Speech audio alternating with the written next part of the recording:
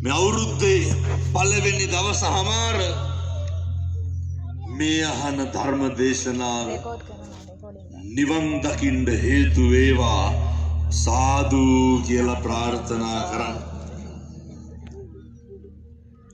ඉදම්මේ පුඤ්ඤ කම්මං ආසවක්ඛය වහං හෝතු සබ්බ දුක්ඛා පමුච්ඡතු. වෙනදනේ මේ ටික ටික එකහු කරගන්න. මේ සංසාරේ කල්ප ගාන දුක් විඳලා ඔය මිනිස්සු වෙලා ඉපදිලා ඉන්නේ.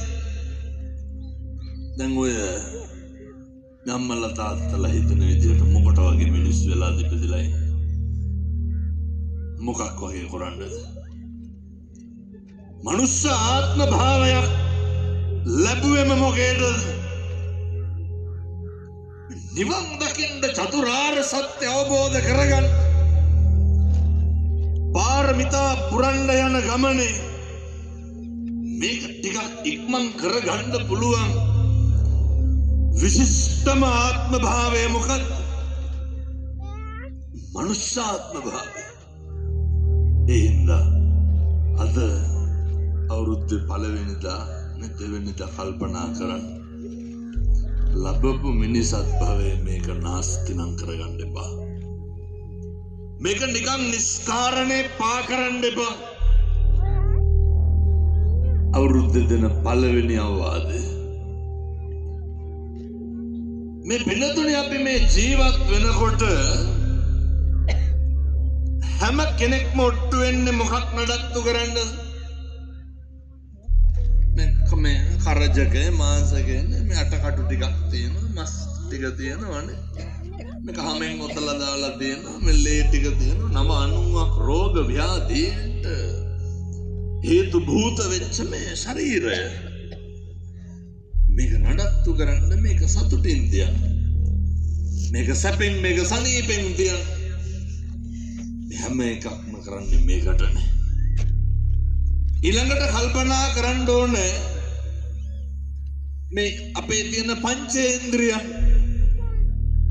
වෙනතුනේ මේ ශරීරයෙන් අපි ඇස් දෙකෙන් මොකක් හරි දැක්කොත් එහෙම, ඇස් දෙකෙන් මොකක් හරි බැලුවොත් එහෙම, දැන් ඉතින් මේ අද ඉඳන් පුළුවන් වෙන්න ඕනේ තීරණය කරන්න. මොකක් හරි බලලා අරමුණක් ගන්නවා නම් අපිට හැකියාව තියෙන්න ඕනේ මේ බලලා මේ ගත්ත අරමුණෙන් මට සිද්ධ වෙන්නේ කුසලයක්ද අකුසලයක්ද කියලා. මම නිකන් කියනකොට මේව කල්පනා කරන්න ඕන. කන් දෙකට මොකක් හරි ඇහුනහම අපිට පුළුවන් වෙන්න ඕන මොකද්ද? අර මේවා ෆිල්ටර් කරලා ගන්න පුළුවන් වෙන්න ඕනේ. මේවා පෙරලා ගන්න පුළුවන් වෙන්න ඕනේ. පුරුදු වෙන අර දක්ෂ මාලාකාරයේ කැලේකට ගිහිල්ලා විවිධ මල් ಜಾති කඩාගෙන ඇවිල්ලා එක ලස්සන මල් මාලයක් හදන්න යම්සේද අපි ප්‍රගුණ කරමු පින්නතුනි.